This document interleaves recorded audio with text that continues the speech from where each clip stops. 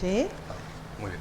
Bueno, comenzamos, ¿no? Ya una vez que se ha, digamos, declarado e inaugurado formalmente este curso por parte del señor rector, pues quisiera presentar brevísimamente, ¿no? a Pilar Cancela, secretaria de Estado de Cooperación Internacional, ¿no? Y más que, digamos, glosar su trayectoria y su currículum, me permitiría, digamos, mencionar algunos aspectos que han sido importantes en la relación que hemos tenido dentro del equipo de dirección de la cooperación española en este tiempo. Pilar es servidora pública, es funcionaria de la Junta de Galicia, ¿no? Ha sido diputada, ¿no? en las Cortes Generales, digamos, el periodo anterior a su nombramiento como secretaria de Estado de Cooperación Internacional, con una trayectoria y una actividad muy intensa, en particular en igualdad de género, un asunto clave, como tendremos ocasión de ver, en la cooperación española y en esa orientación feminista que la ley ha establecido para esa cooperación. Pero sobre todo lo que quisiera destacar es que su llegada a la Secretaría de Estado significó un impulso decisivo, y reitero esta palabra, para que la ley saliera adelante, ¿no? Su capacidad de formar equipo, su capacidad de liderazgo, para que algo tan complicado como sacar adelante una ley que implica el acuerdo no solamente dentro de Exteriores, sino con los otros ministerios, en la fase previa a su aprobación en Consejo de Ministros, pues ha tenido un papel extraordinario, un papel decisivo. Me permitiría hacer esta afirmación: la ley no habría salido adelante si no hubiera sido por ese liderazgo, por el que te estamos, desde luego, muy agradecidos y reconocidos, Pilar. Yo creo que ese es digamos, un elemento importantísimo que ha caracterizado a esta etapa y es justo y necesario, ¿no? Subrayarlo y mencionarlo, ¿no? Muchas gracias, Pilar, por estar aquí.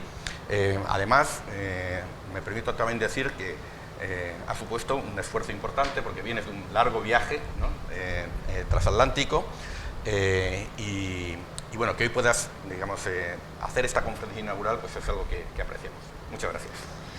Pues muchas gracias. Bueno, como podéis comprobar, José Antonio es amigo, entonces sus palabras son muy cariñosas y yo se lo agradezco mucho. Yo no voy a reiterar los saludos, si me lo permitís, porque hacemos una transición directa. Lo que sí es verdad, y tiene razón cuando habla del equipo de la cooperación española, desde el punto de vista interno del propio Ministerio, pero también de la multiplicidad de actores que conforman nuestro sistema de cooperación, y que es una multiplicidad de actores que hacen que nuestro sistema, el sistema español, sea también diferente y sea de alguna manera único. De ahí también que la complejidad a la hora de tejer trabajo, de tejer sobre todo consenso, pues supusiera la necesidad de hacer un trabajo de fondo muy importante, de mucho diálogo, porque lo que pretendíamos, sobre todo, antes de entrar un poco más en materia y contaros un poco distintos aspectos de cuál es nuestra visión de nuestro sistema de cooperación, teníamos una ley precedente, que era una ley del año 98, que una de sus fortalezas fundamentales es que era una ley que tuvo una vigencia muy importante y sobre todo que asentó determinadas bases en el sistema de cooperación español que era necesario preservar, pero que también es cierto que se basó en su momento en un consenso muy importante. Creo que hay determinados esfuerzos en el trabajo, en la acción política, que independientemente de las posiciones, creo que vale la pena ir más allá de las posiciones partidarias e intentar buscar un punto de encuentro, porque hay cosas como el interés general, el bienestar general, o perspectivas que deben ser políticas de Estado que merecen la pena ese esfuerzo y esa mirada integradora en lo máximo posible, porque nosotros lo que pretendíamos con la reforma de la ley era que tuviera también una permanencia a lo largo del tiempo y que al ser asumida por la mayoría de los actores del sistema, eso permitiera que tuviera solidez y que trascendiera. Creo que ese objetivo lo hemos cumplido, y lo hemos cumplido sobre todo, primero, con un diálogo interno entre nosotros mismos. Había unas recomendaciones que nos hacía permanentemente la OCDE cuando nos hacía las evaluaciones del CAT, y nos decía, a ver si ponéis un poco de orden en el sistema, porque hay una multiplicidad de actores y no se sabe quién manda ahí. Definid bien cuál es el papel de cada uno de los actores y saber de alguna manera quién tiene el paraguas político, por decirlo de alguna manera, de ese sistema. Bueno, eso fuimos capaces de hacerlo. No es solamente, sabéis que está incardinado en el Ministerio de Asuntos Exteriores, por eso decía antes que la cooperación internacional forma parte de nuestra política exterior, por eso es una política de Estado. Bueno, para ser política de Estado, la mirada tiene que ser también de política de Estado y la voluntad política tiene que ser de que sea una política de Estado, pero yo diría que no hay ninguna duda de que lo es, la propia ley, la nueva ley así lo confirma. Y luego era necesario también que esa riqueza, no solo la Secretaría de Estado, con los órganos que dependen de ella, sino también elementos tan importantes que dependen de una manera directa o indirecta de la Secretaría de Estado, como es la Agencia Española de Cooperación, la Fundación Carolina, la FIAP. Era necesario también que se delimitara cuál era el papel, la función de cada uno, pero que al mismo tiempo formábamos un todo. ¿No? Siempre tuvimos una obsesión desde el principio y era que se hablara mucho del sistema de la cooperación española, más que de los distintos actores individualmente que la integran, porque ahí eso nos aportaba fortaleza y riqueza en la mirada, en la gestión y en la acción. Pero también hay que hablar con otros muchos actores.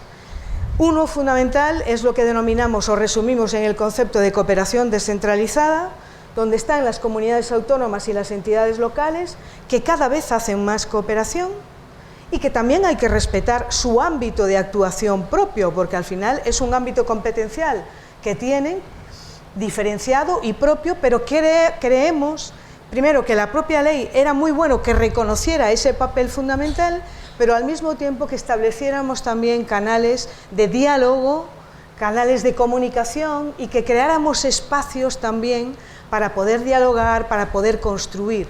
No tanto de coordinar, que era una palabra que no gustaba mucho en determinados ámbitos territoriales, sino que buscáramos espacios para poder construir. Yo creo que es la palabra más bonita, ¿no? El poder construir juntos, porque hay evidentemente objetivos que compartimos, compromisos que compartimos, miradas que compartimos, porque además, si nuestra hoja de ruta es la Agenda 2030 y los Objetivos de Desarrollo, evidentemente estamos mirando en la misma dirección. Por tanto, ese fue un trabajo muy interesante, yo diría que fue uno de los grandes temas de negociación política, de debate de la ley, y por primera vez la ley recoge de una manera muy importante la cooperación descentralizada, los papeles o los protagonismos de comunidades autónomas por un lado, de entidades locales por otro, para que ellos también tuvieran el protagonismo necesario unos y otros. Pero luego también otros actores que son muy importantes, las propias ONGs, la sociedad civil que se organiza, cada vez tiene un peso mayor, cada vez es más necesaria en los distintos programas, actuaciones que desarrollamos, la capacidad que tienen de llegar a territorios y a lugares y a ámbitos donde para nosotros desde la institucionalidad quizás se nos hace más difícil, esas alianzas con ellos, esos trabajos con ellas es fundamental, pero también el sector privado, las alianzas público-privadas que cada vez también son más importantes y que cada vez quieren participar más y necesitamos sumar más miradas y más aportaciones para poder tener una mirada mucho más rica, muy enriquecedora y por supuesto la universidad, las universidades, las organizaciones sindicales, la representación empresarial, que creemos que todo ello en su conjunto y por supuesto la Unión Europea, que nosotros formamos parte de la Unión Europea y el peso de la cooperación delegada tiene una centralidad muy importante. De hecho, la FIAP, uno de nuestros actores, la mayor parte de sus actuaciones se nutren de los recursos que provienen de la cooperación delegada de la Unión Europea. Pero yo creo que incluso de la propia mirada que compartimos. Nosotros decimos la cooperación española es cooperación europea, la cooperación europea es cooperación española. Es una interacción permanente porque compartimos miradas y compartimos objetivos y sobre todo porque a raíz de la pandemia hemos aprendido también que había que responder de manera conjunta a los retos globales que se nos pueden presentar. Y, por ejemplo, los proyectos o los planteamientos denominados Team Europe nos han servido porque en relación con cómo respondimos a esa pandemia nos ha demostrado que cuando los países, los Estados miembros nos ponemos de acuerdo y nos enfocamos para aportar nuestras fortalezas y nuestras miradas, el impacto que podemos realizar en el mundo o en los distintos lugares donde queremos interactuar, pues es mucho más fuerte. Por tanto, se trata también de la optimización de los recursos. No olvidemos que estamos hablando de recursos públicos y, por tanto, el lograr ese impacto mayor es tremendamente importante. Por tanto, yo me gustaría ofreceros de una manera muy sintética la labor que realizamos desde la Cooperación Internacional al Desarrollo, y lo haría, yo creo que siguiendo que ha sido un acierto la estructura del propio curso, ¿no? El nuevo marco normativo, de una manera evidentemente resumida, cuál es nuestro enfoque conceptual y estratégico, los instrumentos y modalidades avanzadas de cooperación que vamos a impulsar y que la propia ley recoge, y por supuesto también luego, para terminar, en el cometido que compete no solamente a la administración pública o a las entidades desde el punto de vista institucional, sino al conjunto de la sociedad para desarrollar una agenda de cooperación que sea realmente transformadora. Al final es lo que estamos buscando, la transformación y el impacto en los países y con los países socios con quienes trabajamos. Por tanto, nosotros empezamos esta reforma, parece que hace mucho tiempo, pero fue el año pasado. Fue el año pasado cuando empezamos a trabajar en la reforma del texto legislativo. Nos llevó un año de la construcción de la misma, la elaboración del texto, el debate después en el ámbito interno de la propia Administración General del Estado. Hay otros ministerios que también hacen cooperación o que también hacen AOD o tienen ámbitos competenciales en materia de AOD. Estoy hablando de economía, estoy hablando del ámbito de comercio, el propio Ministerio de Hacienda, que es de alguna manera quien traslada y quien recibe también al mismo tiempo, pero bueno, quien traslada sobre todo los recursos a la Unión Europea para después poder obtener los insumos correspondientes a la cooperación delegada, y la Secretaría de Estado de la Agenda 2030, que está en el Ministerio de Bienestar Social, creo que es. Bueno, quiero decir que al final hay una multiplicidad de actores en la propia Administración con la que tenemos que dialogar. Y también tuvimos que ponernos de acuerdo en ese texto antes de trasladarlo al exterior y antes de trasladar cuál era la propuesta que hacíamos. No os voy a mentir que fue un esfuerzo importante, sobre todo cuando hablamos con el Ministerio de Hacienda, para poder también determinar el soporte necesario de los recursos. Y os avanzo que, bueno, uno de los grandes objetivos que teníamos en mente y que era necesario que la ley recogiera es el compromiso que España ya realizó ante Naciones Unidas, en los ámbitos de la Unión Europea, en el ámbito multilateral, de destinar el 0,7% de nuestra renta nacional bruta a ayuda oficial al desarrollo. Eso que España ya lo había dicho desde hacía tiempo, pero no estaba el compromiso político de alguna manera reflejado y refrendado, y esto es una manera de dejarlo comprometido, evidente en el propio texto legal, y además, al tener el texto legal un respaldo político tan importante, bueno, supone que independientemente de quién esté en el gobierno, pues ese compromiso debería o deberá respetarse. Y también, muy importante, otro de los compromisos, son los dos únicos que figuran en la ley, destinar el 10% de la AOD a ayuda humanitaria. Creo que esto responde a lo que es España. España es un país profundamente solidario, es un país tremendamente generoso en ese sentido, y la ley lo que hace es reflejar lo que es un país. Yo diría que el propio sistema de la cooperación española refleja cómo es España. No hay ningún ciudadano, ninguna ciudadana que cuestione el papel que desarrollamos cuando respondemos inmediatamente ante cualquier crisis, ante cualquier situación de ayuda humanitaria. España siempre es de los primeros países en responder y creo que ese compromiso, incluso la persistencia, la permanencia de tantas mujeres y hombres cooperantes que forman parte del sistema de la cooperación española en los países socios con los que trabajamos, no hay un cuestionamiento de esa acción. Un país que es el primer país en el mundo de donación de órganos, de donación de sangre, no puede ser un país insolidario. Yo creo que forma parte de nuestra identidad, incluso del alma de un país que tiene esa mirada generosa y que siempre responde cuando se le necesita. Por tanto, era necesario que la ley recogiera todos esos valores y reflejara lo que es la sociedad a la cual va dirigida la propia ley. Por tanto, los objetivos fundamentales de la ley era, primero, dejar claro cuál es este compromiso. Luego, por supuesto, la ley no se agota en sí misma. La ley tiene un desarrollo reglamentario posterior o legislativo, porque son reales decretos.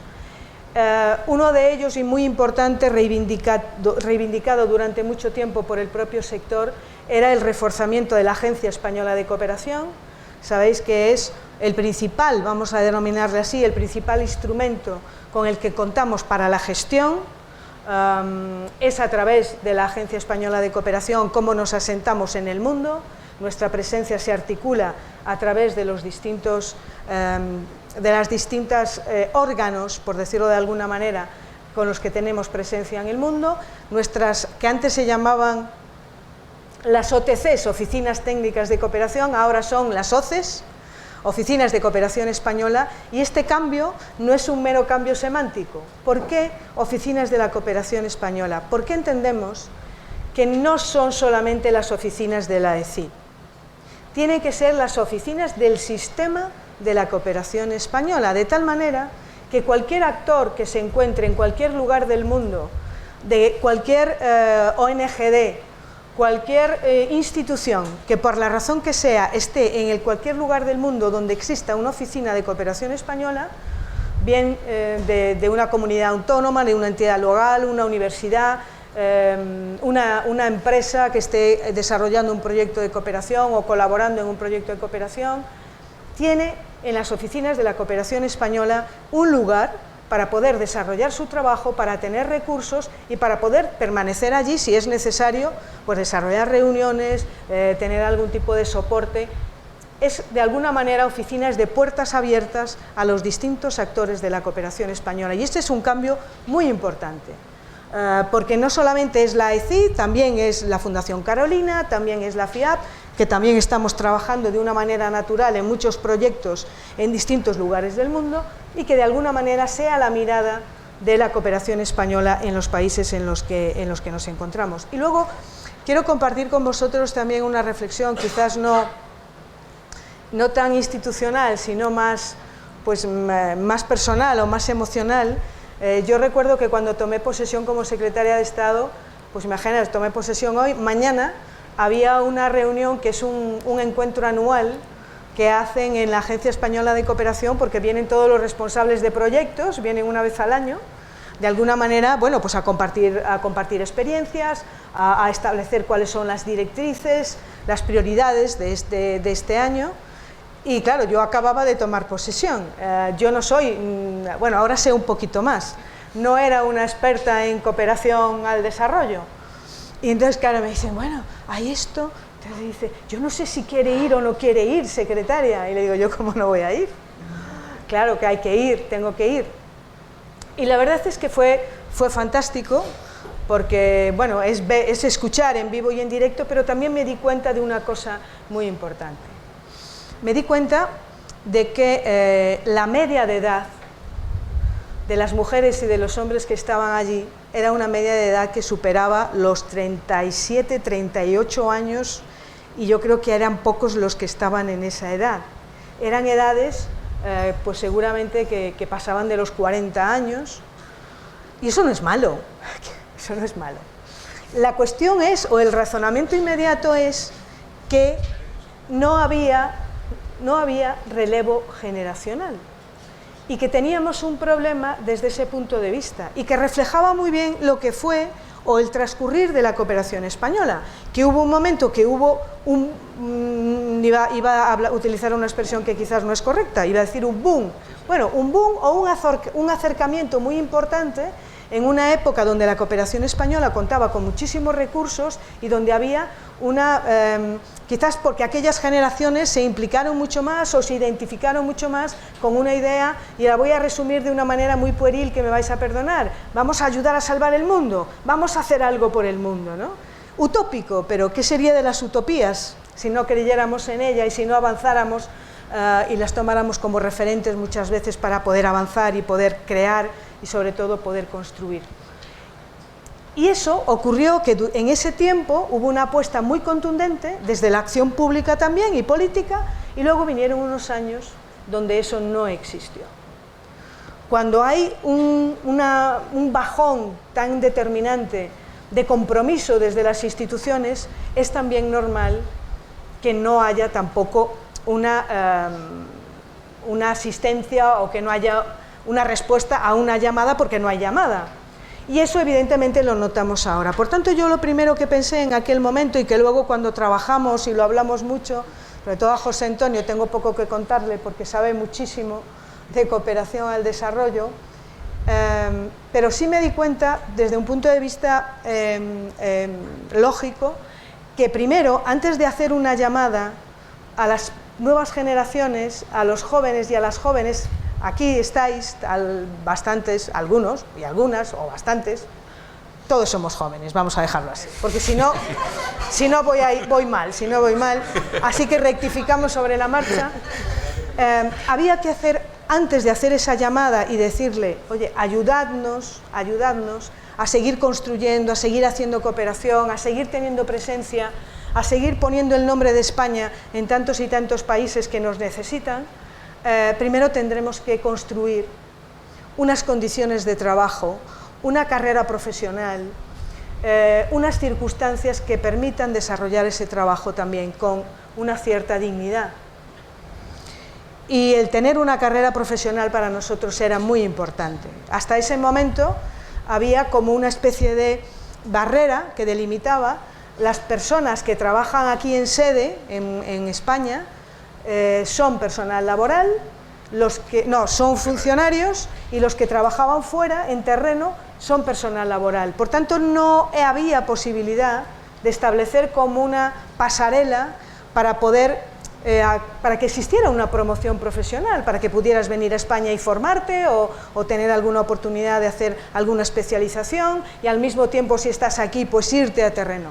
Entonces, claro, eso lo que le impedirá era a las personas que estaban en el terreno tener que estar moviéndose permanentemente entre los distintos países, pero no venir nunca a sede, pues para poder reciclarse o para poder formarse, o simplemente para estar aquí una temporada, como sí hace el personal diplomático, ¿no? Y luego, sobre todo, mirar y ver que el estatuto del cooperante teníamos que hacer una reforma del mismo y adaptarlo a los nuevos tiempos, acompasado con esa reforma tan importante de la agencia. Y luego, por supuesto, una cuestión fundamental. Yo no conozco en política muchas cosas que se puedan hacer si no hay recursos económicos. Declaraciones de intenciones todas las del mundo. Ahora, concreción en actuaciones, si no hay recursos, es bastante difícil. Y teníamos claro que para llegar a ese 0,7% con la mirada puesta en el año 2030, necesitábamos incrementar los presupuestos. Los presupuestos, el porcentaje destinado a la renta nacional bruta cuando nosotros llegamos, cuando este equipo llegó, bueno, tú estabas, José Antonio, pero formas parte del equipo que hemos construido y diseñado esta reforma. En ese momento era de un 0,23%. En este momento es de un 0,34%. Es decir, que en 2 años escasos, hemos incrementado de una manera muy importante los recursos destinados a la AOD. Estamos hablando que en el ámbito concreto del Ministerio hay un incremento solo para la agencia de 400 millones de euros.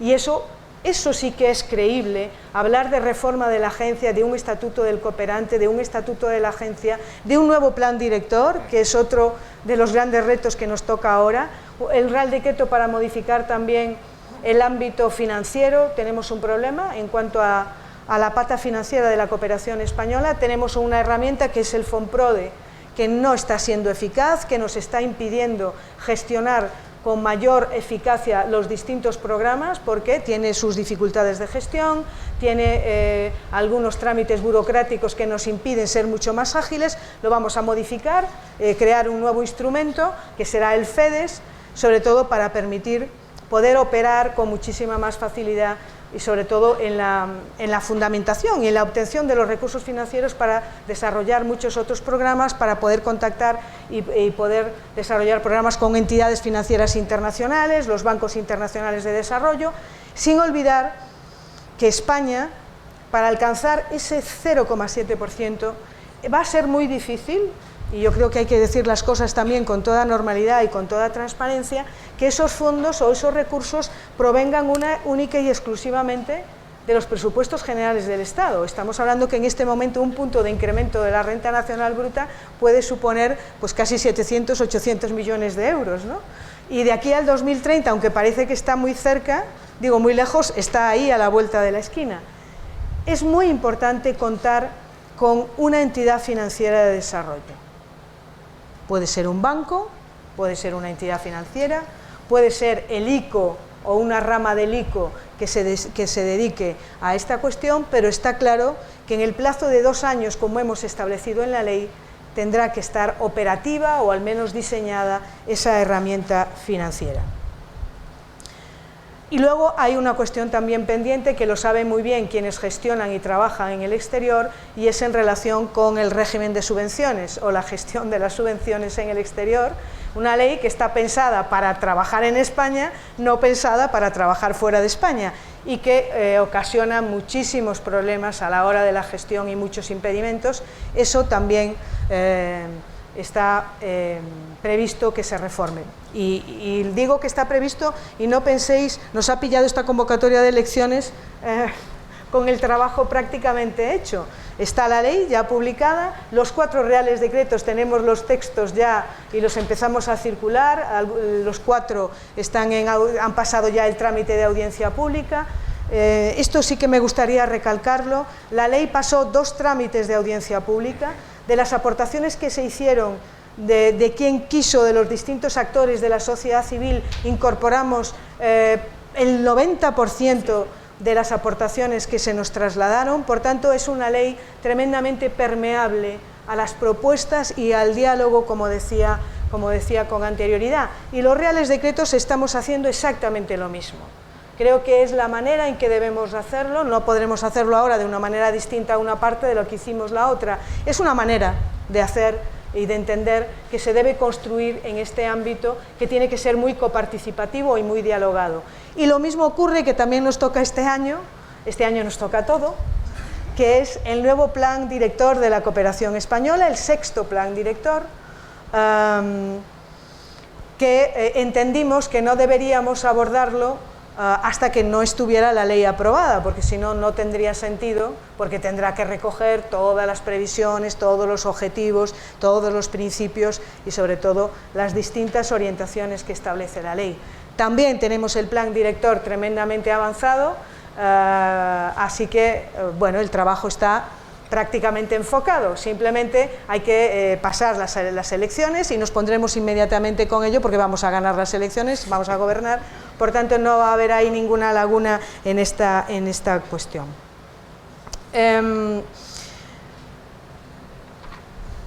No quiero profundizar tampoco demasiado en los distintos aspectos porque durante esta semana os los van a contar mucho más en detalle, pero sí me gustaría mencionar algunas cuestiones. Uno de los temas fundamentales y que para mí es a nivel personal, no estoy aquí a nivel personal, pero a nivel personal, para mí es muy importante y evidentemente como secretaria de Estado también, es la perspectiva que tiene la ley para consolidar el enfoque integral de la perspectiva de género. La cooperación española se conoce en el mundo tiene una señal de identidad en el mundo y es por esa mirada, por esa integración de la perspectiva de género prácticamente en todos los programas que realizamos.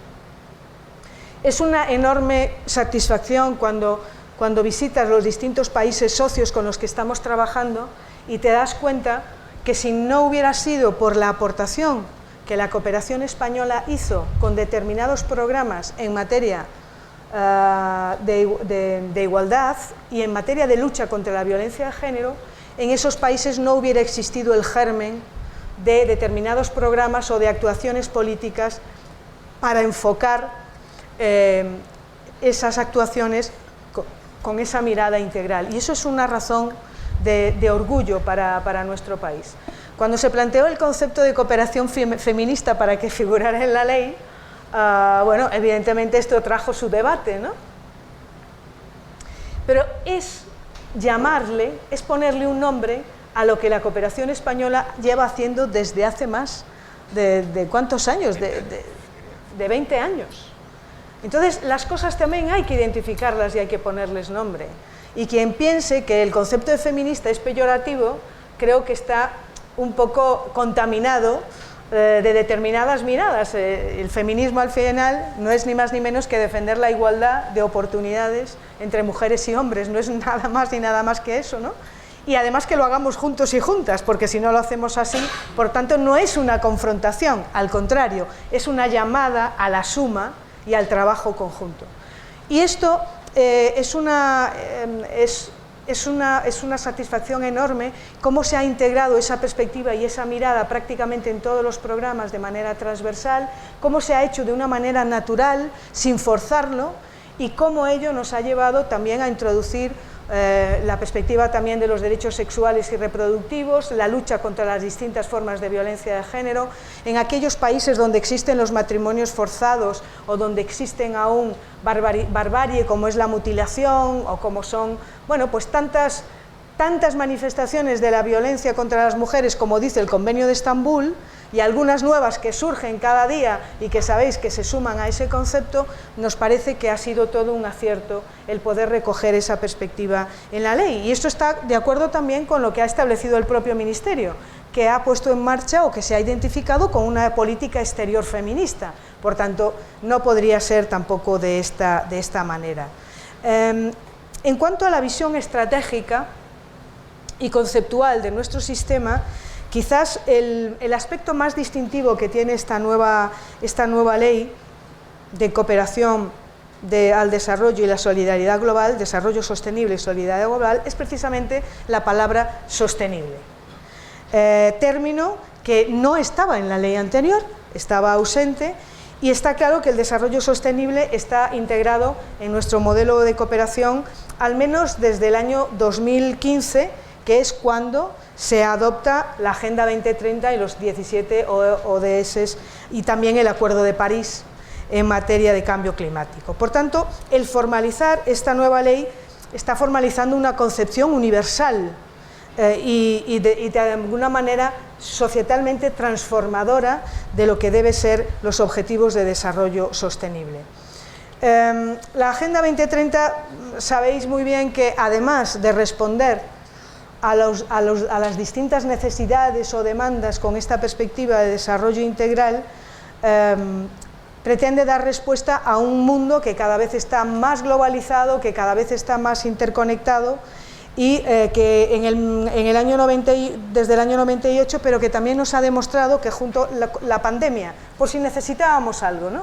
Pero nos lo ha dicho de una manera mucho más cruda, ¿no? Ha sido la pandemia, es ahora la guerra, la invasión de Ucrania por parte de Rusia, que nos ha demostrado que o bien abordamos los grandes retos globales juntos y con posiciones de participación y en el ámbito multilateral reforzando ese trabajo conjunto, o si no compartimos esos riesgos pero tampoco las soluciones, pues va a ser muy difícil responder a esos retos, porque al final cuando hablamos de desarrollo no hablamos solo de los países que tienen menos renta. No hablamos solo de esos países, hablamos de que estamos ante desafíos globales, como es el cambio climático, como puede ser la inseguridad alimentaria. Sumado, por supuesto, porque no podemos olvidar el ODS 1. ¿Cuál es el ODS que sustenta todo lo demás? O del cual deriva todo lo demás. ¿Qué combatimos con la mirada del desarrollo? Combatimos el hambre, la pobreza, la desigualdad, la vulnerabilidad. Ese es el principal objetivo. Y a partir de ahí, por supuesto, hablamos de educación, hablamos de salud, hablamos de agua, de saneamiento, hablamos de género, hablamos de sociedades sostenibles, podemos hablar de cambio climático, podemos hablar de sostenimiento de los mares, podemos hablar de muchísimas cosas, o de la necesidad de crear alianzas multiactor o alianzas multilaterales, pero lo primero que sostiene, lo que nos da razón para estar aquí, para desarrollar todo ese trabajo, es lo más importante. Por tanto, tenemos el reto de compaginar ambos niveles, no olvidarnos de lo prioritario, de lo fundamental, y al mismo tiempo responder a esos grandes retos que trascienden a los países, que van mucho más allá de acciones concretas que podamos desarrollar y que nos obligan a sentarnos, a dialogar en los ámbitos multilaterales para poder impactar muchísimo más y poder responder muchísimo más.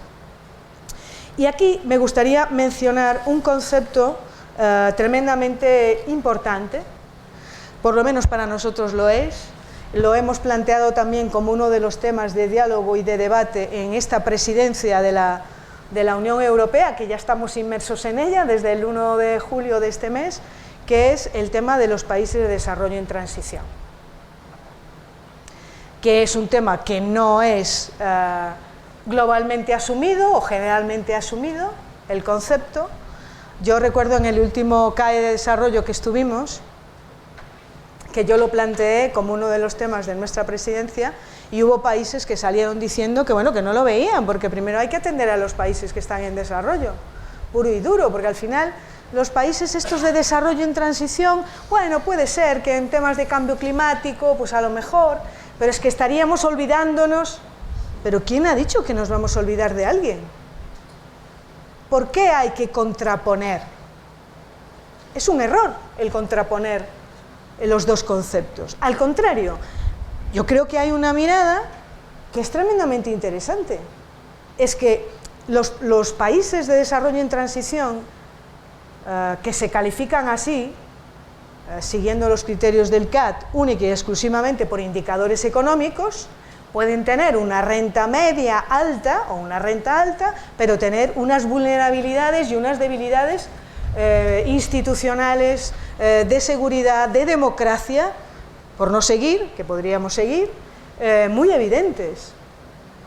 ¿Eso es desarrollo? Cuando tienes una debilidad estructural tan evidente. Nosotros creemos que no. Es más, yo creo que si nosotros actuamos o acompañamos a los países de desarrollo en transición, están siendo esos países de desarrollo en transición un foco de tracción para los países que están en vías de desarrollo. Estoy pensando ahora en los países del Cono Sur, ahora que le veo a usted.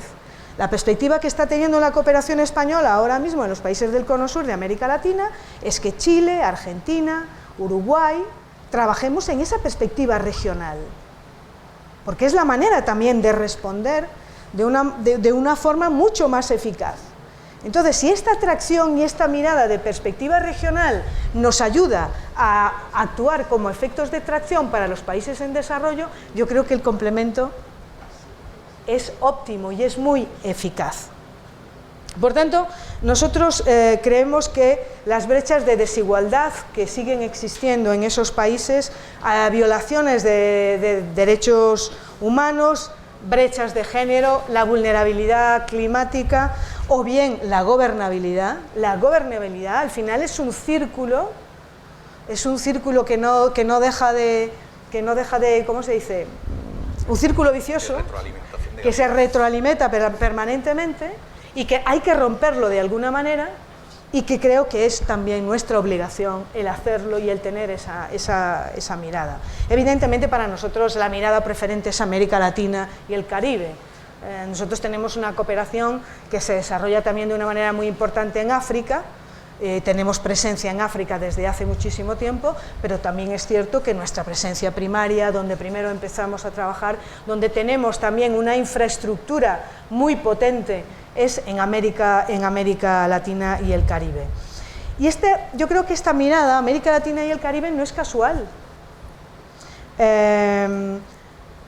La propia ley otorga o hace referencia a otras zonas geográficas, norte de África, Oriente Próximo, África subsahariana, pero América Latina sigue siendo, creemos que no solo para España, sino que debe ser para la Unión Europea la mirada preferente.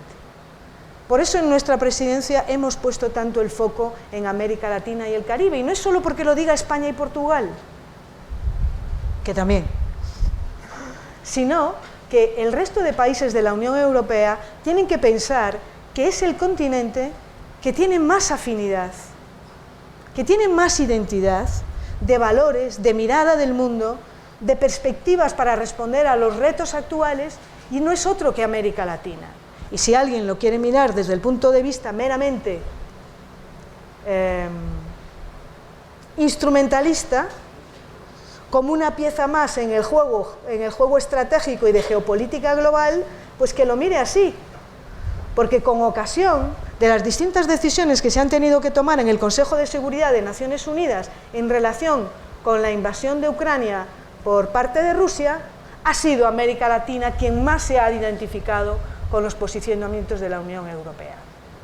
Evidentemente no es esta la razón fundamental, pero hay un indicador importante de la identidad en la mirada, y eso es muy importante. Y no olvidemos que las otras grandes potencias, la Unión Europea tiene que ocupar su espacio en el mundo, tiene que ocupar su espacio geopolítico en el mundo, porque en todos los continentes, pero en América Latina también, están también los otros grandes países que dirimen de alguna manera o que marcan el camino hacia dónde vamos. Y precisamente muchos de estas grandes potencias no hacen desarrollo.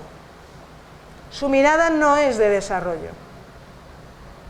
Podrán poner encima de la mesa mucho dinero, muchísimos fondos, muchísimos recursos, pero la perspectiva no es de desarrollo. Por tanto, creo que no debemos perder de vista esa mirada preferente.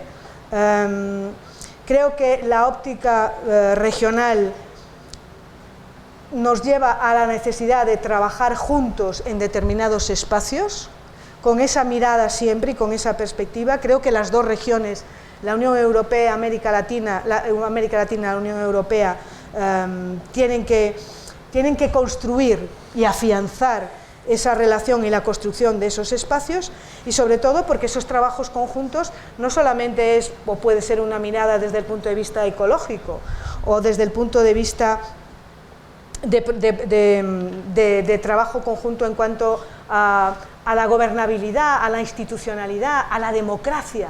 Hablamos también de democracia,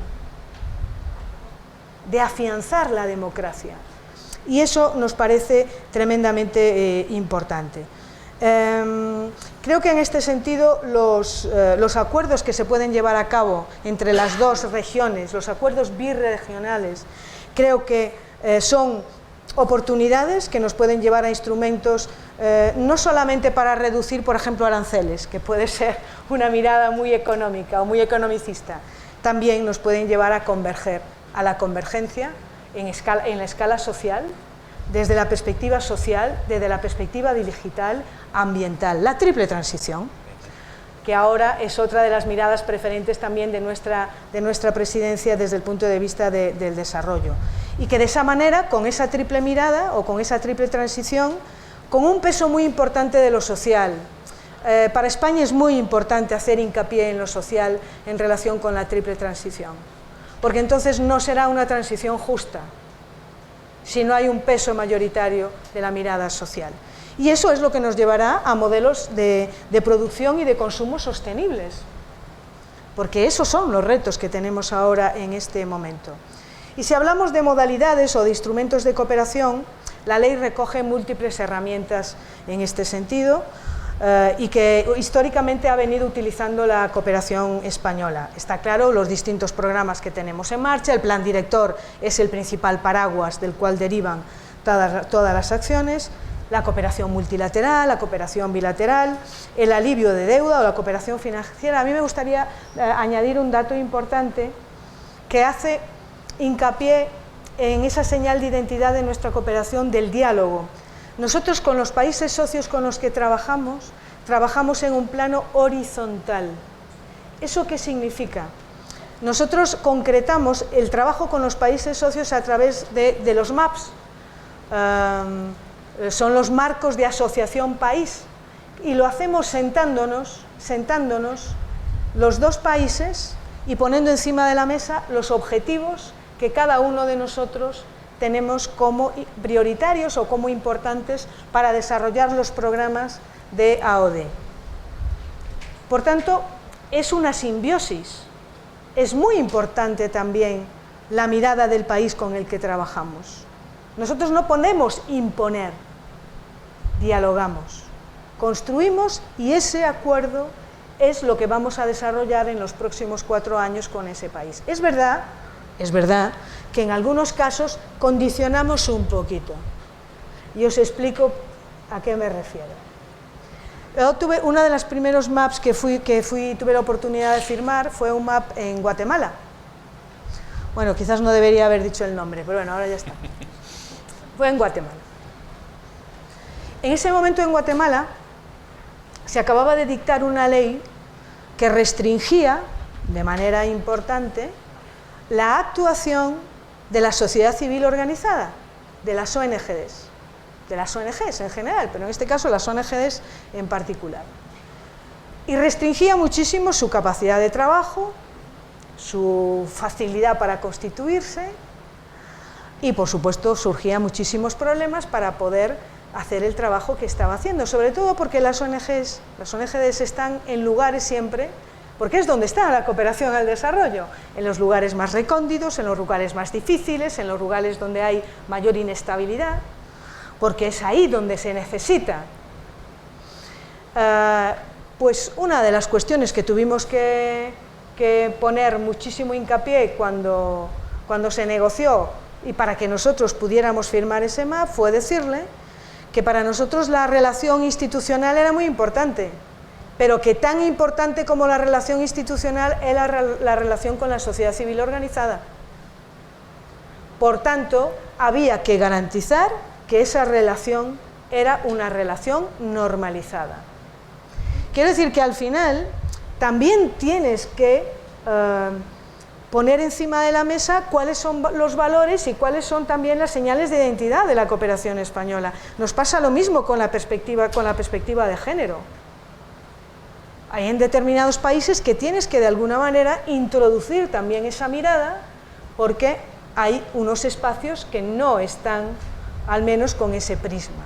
Entonces, quiero decir que hay diálogo, pero que también nosotros tenemos que defender no solamente nuestros valores constitucionales, sino los valores mayoritarios que defiende nuestra sociedad, o la defensa de los colectivos LGTBI, o la defensa de la cultura, como... Bueno, no sé lo que me suena esto que estoy diciendo ahora. En definitiva, lo que es nuestra sociedad.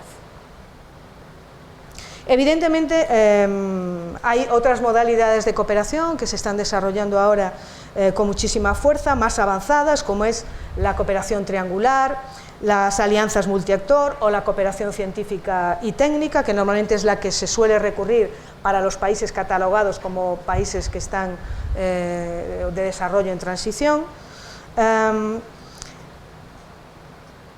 Y está claro que todo ello, todas estas actuaciones siempre bajo el prisma o bajo el paraguas de la Agenda 2030, que es siempre nuestra hoja de ruta. Y que además, precisamente la Agenda 2030 es la que nos ha orientado, la que nos ha dirigido a explorar nuevas modalidades de cooperación, sobre todo con los países de renta media a partir de una nueva estrategia o de una nueva lógica sur-sur.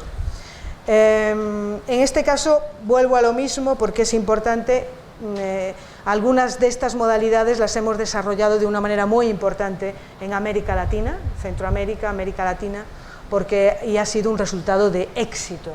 Por tanto, seguiremos ahondando en esta vía, ¿no?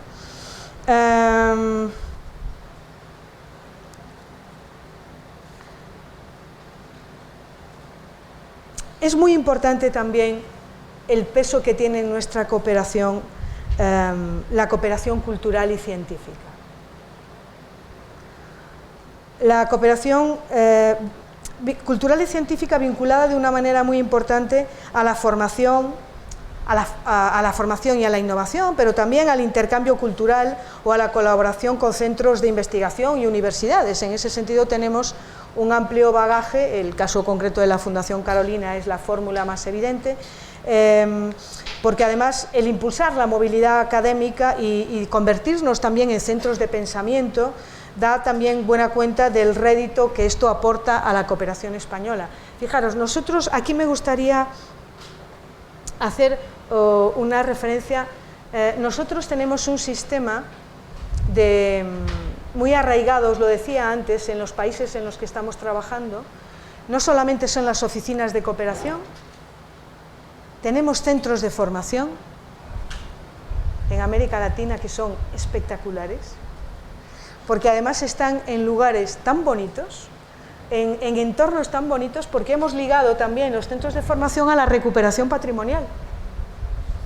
Estoy pensando ahora en la Antigua, o estoy pensando en Cartagena de Indias, que son centros que la cooperación española ha recuperado patrimonialmente y también ha servido para que las escuelas taller se reforzaran con la formación a alumnos y alumnas que después han desarrollado su actividad en la recuperación patrimonial, y ahora sirven también de edificios para poder impartir formación, y los centros culturales.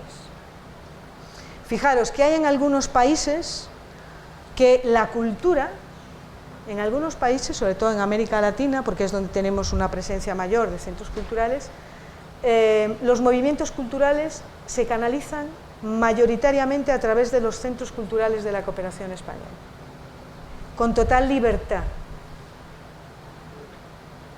en entornos de países donde a veces es muy complicado.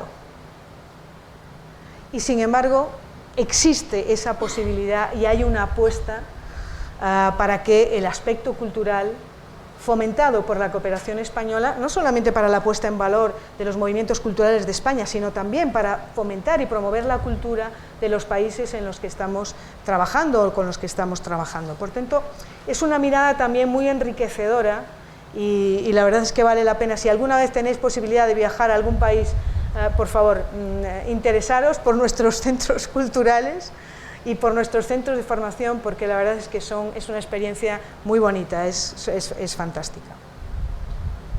En cuanto a la cooperación descentralizada, y muy rápidamente, fue uno de los temas que más debate y más trabajo y más tiempo le dedicamos cuando trabajamos la ley. ¿Por qué? Estamos hablando, sabéis, de la composición de nuestro Estado, la distribución competencial entre entre Administración General del Estado y comunidades autónomas, porque ellas también son Estado, aunque a veces a algunas se le olvida. Era muy importante que figurara la importancia de la cooperación descentralizada, pero al mismo tiempo que también quedara establecido no solamente su importancia, sino también la necesidad de que camináramos juntos y juntas con las perspectivas comunes que nos rigen por determinados marcos de ámbito internacional y que todos tenemos asumidos. Y eso, claro, siempre, os lo digo con toda franqueza, eso levantó perspicacias porque surgen rápidamente la defensa a ultranza de la competencia. Me estás invadiendo competencias, me estás diciendo lo que tengo que hacer. Yo no tengo que coordinarme contigo. Estas cosas. Pero creo que hemos conseguido una regulación en la ley, yo creo que muy generosa, pero también que refleja lo que es España. Y tampoco podemos olvidar lo que es España, y que las comunidades autónomas están haciendo cooperación, y que las entidades locales están haciendo cooperación, y que por la vía de los hechos, en los distintos países donde coincidimos y desarrollamos programas conjuntos, lo hacemos con total normalidad. Por tanto, esa normalidad de complementariedad y de refuerzo tenía que verse también reflejado en la ley, porque entonces sería una asincronía. Por la vía de los hechos somos capaces de entendernos y ahora, al reflejarlo en un texto legislativo, no somos capaces de buscar la fórmula para hacerlo. Bueno, yo creo que afortunadamente ha quedado una regulación. Había algunos planteamientos que hacían, y os lo digo con que eran muy difíciles de asumir.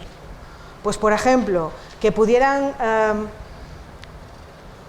acceder a fondos de la cooperación delegada.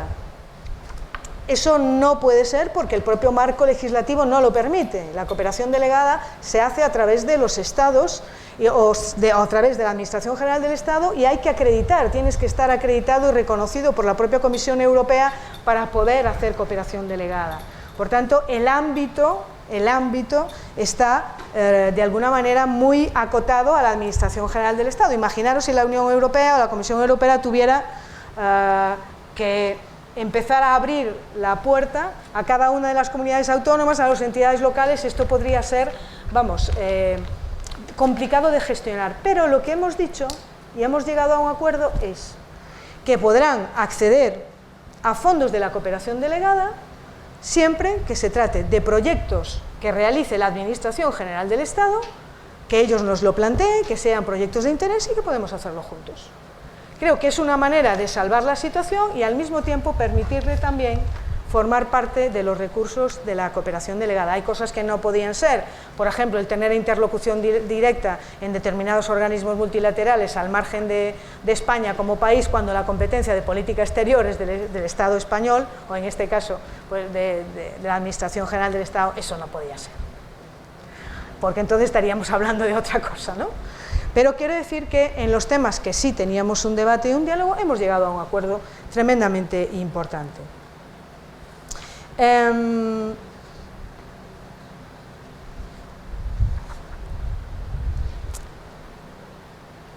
Es que como no he ido siguiendo lo que estaba escrito, sino que he ido hablando, ahora tengo que leer, porque digo, no vaya a ser que os repita de nuevo la misma... Sí, voy a dejar unos minutos, no voy a estar hablando yo todo el tiempo. El monólogo ya está siendo un poco largo. Sí. Bueno, hay una de las cuestiones que sí me gustaría hacer mención, y es que lo hemos promovido desde hace ya casi un año, un debate muy importante sobre si es necesario. Lo hicimos como preparación de la presidencia europea, sobre todo con la mirada puesta en América Latina, pero que nos pareció tremendamente importante, y es hablar sobre si es necesario un nuevo contrato social. Si la construcción de un nuevo contrato social o el impulso de un nuevo contrato social a partir de espacios de diálogo, de interacción entre iguales, donde se hable de democracia, donde fomentemos la cultura de la participación y sobre todo a garantizar esto que hablábamos antes, una transición que se ajusta, ¿no? Yo creo que el contrato social siempre parte de una idea muy importante, ¿no? Del consenso y de la necesidad de que a partir del consenso pues surge la legitimidad democrática y también la acción del Estado a partir de esa legitimidad. Y hubo algunos de estos debates tremendamente interesantes, porque a partir de ello pues evidentemente se habla también de la provisión de los bienes públicos globales, el medio ambiente, la salud, también la paz, Yo recuerdo que en uno de estos debates, una de las preguntas, me tocó moderar una mesa y era muy interesante, entonces le pregunté si se podía considerar a las constituciones como contratos sociales. Y ahí las respuestas fueron fantásticas, porque había miradas diferentes e incluso antagónicas, ¿no? Veo quien dijo, no hay que hablar de un nuevo contrato social porque nunca ha existido el contrato social. Otro decía, sí, hay que hablar del contrato social, pero no es necesariamente la Constitución, hay otros marcos, ¿no?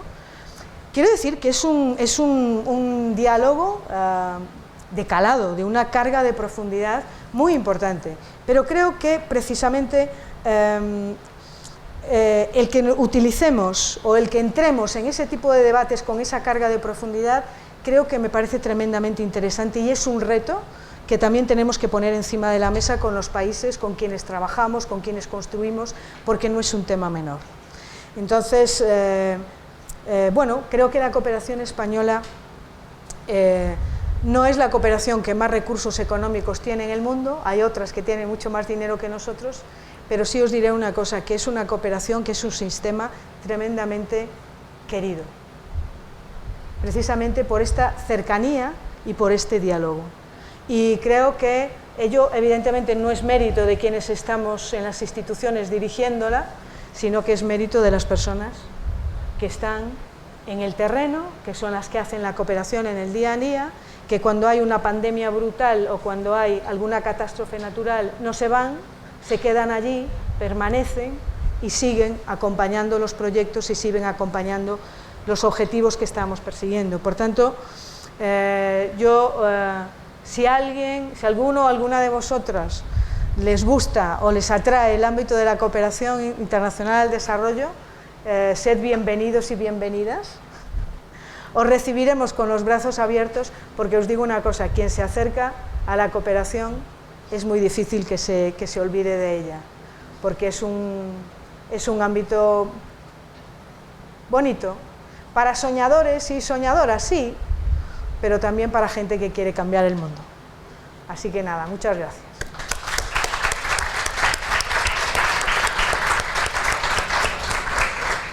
Muchas gracias, secretaria de Estado, muchas gracias, Pilar, por esta, digamos, espléndida conferencia de apertura, de inicio de este curso, que nos ha dado, por una parte, pues una panorámica de las reformas que se están emprendiendo, pero al mismo tiempo yo creo que nos ha hablado de dos cosas muy importantes. Uno, la importancia de la solidaridad, ¿no?, como valor, como fuerza motriz, ¿no?, y, por otra parte, el contenido profundamente democrático, en términos de democracia social, ¿no?, del trabajo que se está haciendo en cooperación y en particular desde la cooperación española. Esta última reflexión sobre la necesidad de renovar el contrato social, pues es algo que además emana mucho efectivamente de nuestra relación con América Latina, ¿no?, y tiene que ver también con problemas que tenemos en la propia Unión Europea.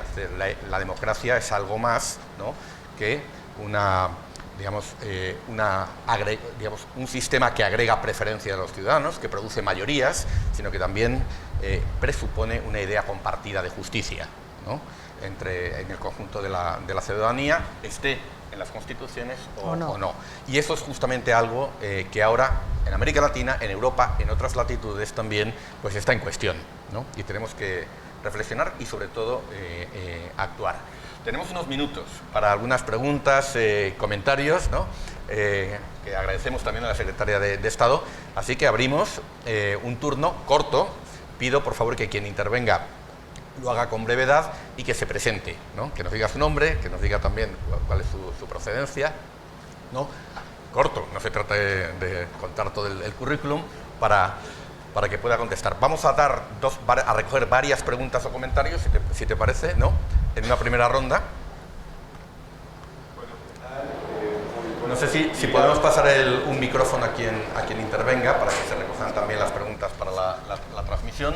Hay un inalámbrico ahí. Muchas gracias. Y aquí hay otro. José Andrés. Sí. ¿Hay otro ahí? Sí. Sí, Álvaro, si nos puedes ayudar tú también con la cuestión de los micros. José Andrés, se lo pasas a Álvaro. Sí. Bueno, ¿qué tal? Muy buenos días. Mi nombre es Camilo Correa, vengo de Colombia, Latinoamérica, una zona a la que se han referido bastante. Mi pregunta es la siguiente. En Colombia, en la actualidad, y lo sé porque hago parte del Consejo Superior de una universidad privada, estamos atravesando una situación bien compleja en cuanto al número de personas que se matriculan para cursar pregrados y posgrados.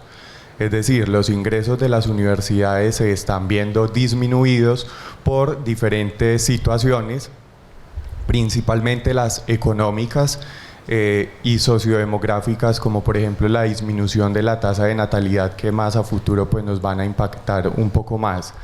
Dentro de este sistema de cooperación, ¿cómo podrían aportar ustedes para que las universidades, por ejemplo, como la mía, que cumplen una labor social importante en la ciudad de Medellín, es decir, gradúan personas de estratos 1, 2 y 3, es decir, clase media en el país, pues puedan seguir operando y funcionando? ¿Cómo podríamos hacer para que ese tipo de universidades accedan a recursos de cooperación y pues sigan cumpliendo con su importante labor en Colombia en este caso? Gracias. Había, sí, a tu lado, justamente. No sé si van a responder o... Sí, vamos a agrupar varias preguntas. Vale. Mi nombre es Hugo Ferrandi, soy estudiante de Derecho de la Universidad de Valladolid y me gustaría hacerle una pregunta a la Secretaria de Estado.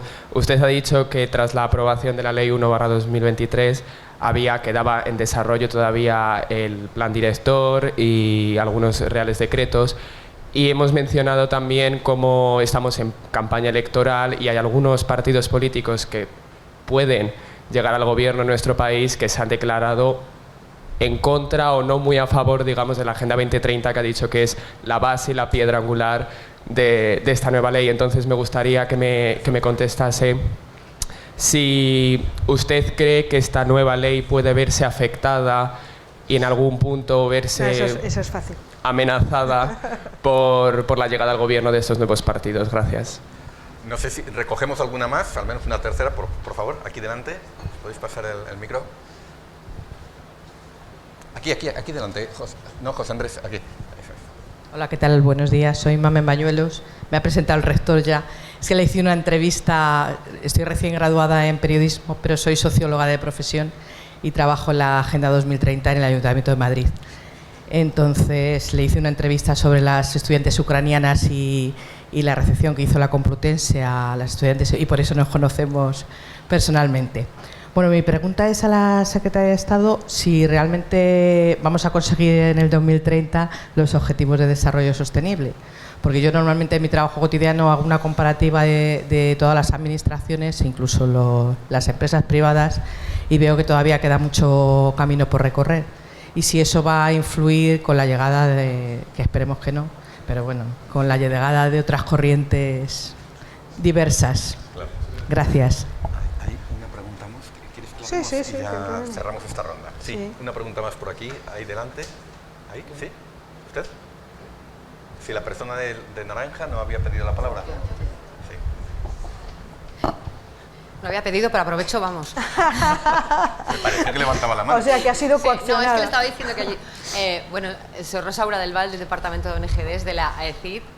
Un placer tener a nuestra Secretaria de Estado aquí. Preguntarla directamente, pues, precisamente, ¿cómo ve ella, qué retos cree que tienen delante las ONGDs, el sector de la sociedad civil, de cara a esta nueva fase en la que entramos, digamos, con la nueva ley? O sea, ¿en qué puntos, en qué deberían recalcar, en qué se tienen que armar? Un poco su visión. Gracias. Bueno, ya tenemos 4. Ya vamos entonces al tema. Bueno, la primera cuestión que planteaba desde Colombia, sabe que en Colombia nosotros, la cooperación española tiene 2 ejes fundamentales de trabajo, fundamentales. Luego hay muchos más miradas, ¿no? Pero uno es la perspectiva de género, la igualdad, todo el trabajo en materia de igualdad, y el otro es el acompañamiento del proceso de paz del 2016. Y la verdad es que es muy bonito el resultado es fantástico. En relación con lo que usted comentaba, cuando estuvo hace poco de visita de Estado el presidente Petro, estuvo acompañado de varios ministros y ministras, y precisamente yo lo acompañé a la Universidad de Salamanca, que le hacían un reconocimiento, y tuve la oportunidad de ir en el avión hablando con la ministra de Educación.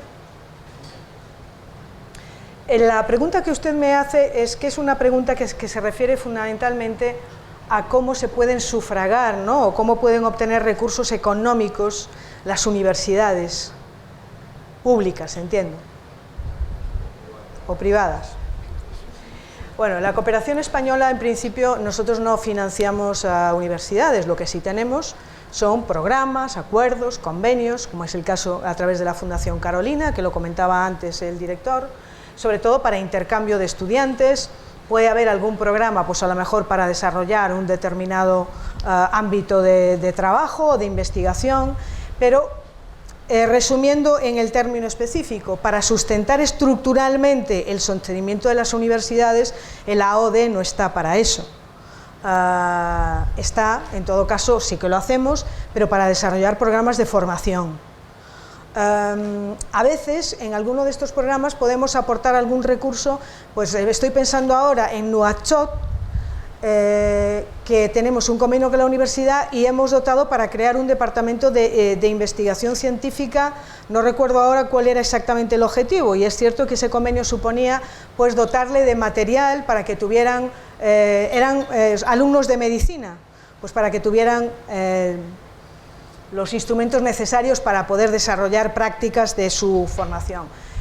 Eso sí que pueden haber programas puntuales, pero quizás no tanto soporte para inflar presupuestariamente a una universidad.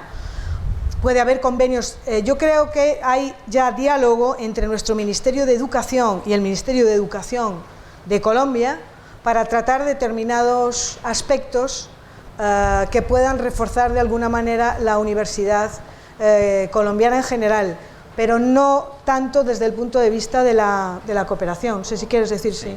No, solo abundar sobre los dichos sobre la Secretaría de Estado, si me lo permite. Este es uno de los debates, y lo podemos también tratar en esta semana, uno de los debates respecto a cómo debe hacerse la cooperación con países de los que llamamos de desarrollo en transición, mal llamados de renta media, ¿no? Porque se trata de países que tienen una capacidad de movilizar recursos internos muy importante. Entonces, quizás la forma de trabajar no es tanto directamente con las universidades. A fin de cuentas, el modelo universitario que cada país tiene que tener, se lo tiene que dar a sí mismo. Peso de las universidades privadas, peso de la educación pública, qué tasas se pagan, qué porcentaje cubren esas tasas del coste real de la universidad. Eso es algo que los colombianos tienen que decidir, pero en donde sí puede haber una cooperación importante, por ejemplo, es en el desarrollo de reformas fiscales que doten a las administraciones públicas de la suficiencia de recursos como para poder atender sus propias necesidades educativas, porque esos recursos existen, ¿no? De esto también tendremos ocasión de hablar, pero la proporción de la renta nacional bruta que muchos de estos países suponen los ingresos fiscales está muy por detrás de lo que suponen en la OCDE, y Colombia es país OCDE, ¿no? O sea, debería serlo también en términos de convergencia con esos niveles. Dicho esto, hay una cuestión que usted ha llamado la atención que me parece importantísima, ¿no? También como reflexión de la Fundación Carolina, ¿no? Que lo estamos viendo. No hace mucho nos decía la anterior secretaria general iberoamericana, Rebecca Greenspan, ponía sobre la mesa un dato que es extraordinariamente importante, ¿no? Y es que en América Latina aproximadamente 2 de cada 3 estudiantes universitarios lo son de primera generación. Es decir, vienen de hogares, de familias donde padre y o madre no tienen estudios universitarios. Y esto es un indicador de movilidad social ascendente y de ensanchamiento de las clases medias extraordinario, ¿no? Algo ha estado pasando en los últimos años para que eso esté ocurriendo, y es muy positivo, ¿no? Significa que ha habido una mejora económica, que hay familias de clases medias y medias bajas, algunas que incluso salieron de la pobreza, ¿no? Y que están pudiendo invertir en educación, haciendo un enorme esfuerzo para que, digamos, la siguiente generación tenga una posición mejor. Y eso se ha interrumpido. Y lo ha interrumpido una crisis que viene ya de hace unos cuantos años, y además la pandemia, ¿no? Y en el caso de Colombia lo estamos viendo, ¿no? Yo creo que aquí el papel de la cooperación, como bien ha dicho la Secretaría de Estado, no es tanto financiar directamente servicios públicos, ¿no? O la educación universitaria, que forma parte, ahí sí, del contrato social, en la medida que permite sociedades abiertas a la movilidad ascendente, sino que tiene que ser en todo caso cooperar con aquellos países que hagan los esfuerzos propios necesarios para cubrir esas necesidades, porque esos recursos existen.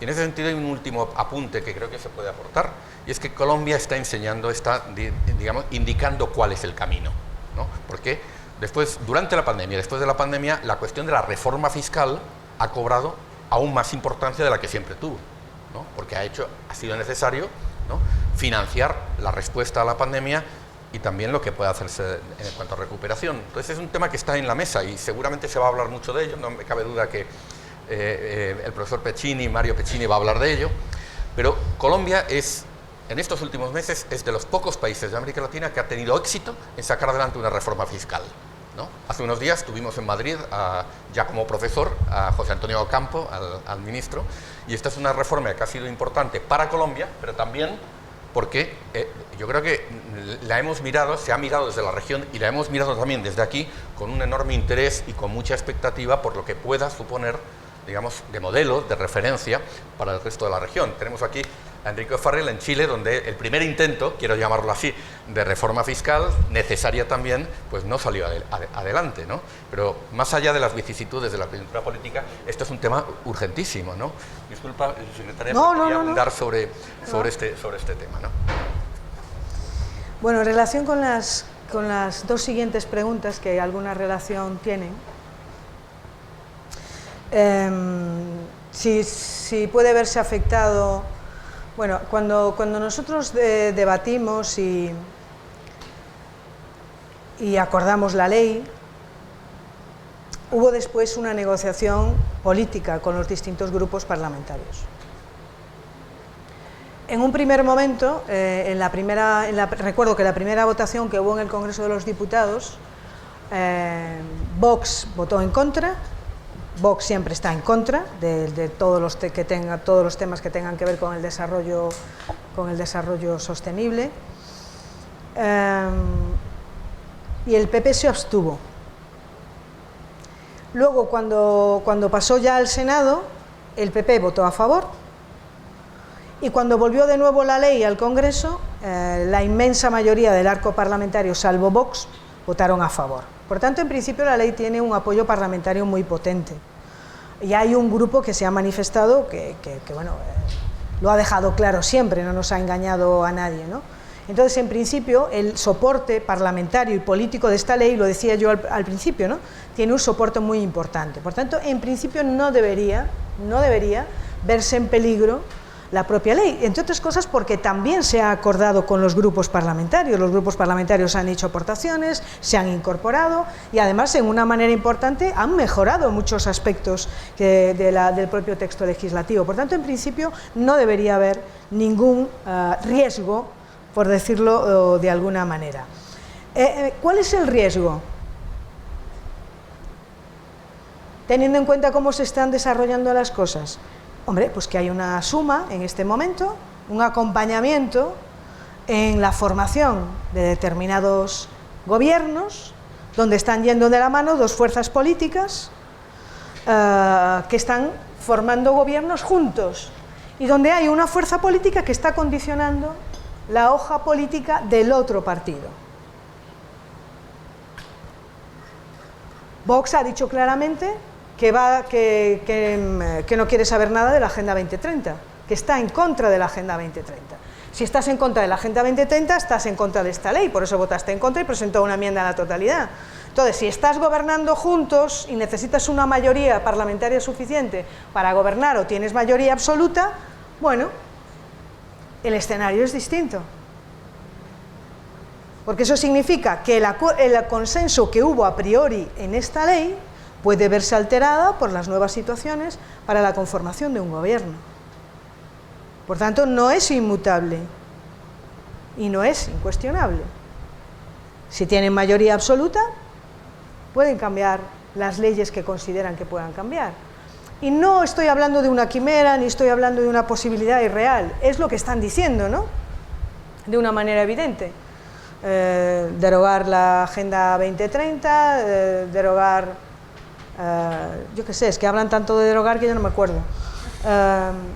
Quiero decir que en este tema concreto no está blindado, porque es una mayoría, son las mayorías parlamentarias las que pueden cambiar las cosas. Y está claro que en todas las manifestaciones que ha hecho la ultraderecha, lo ha dicho claramente, porque considera que esto es una cosa de chiringuitos. Y bueno, ellos ideología le llaman todo lo que no sea pensar como ellos, ¿no? Entonces, no está asegurada, evidentemente, la supervivencia de la ley si cambia la mayoría parlamentaria que existe en este momento en el Congreso. Porque, fíjese, había algunos partidos que tenían también sus reticencias, pero al final el diálogo nos llevó a buscar puntos de encuentro. Y al final ha sido una ley que puede ser asumida por prácticamente la inmensa mayoría del arco parlamentario.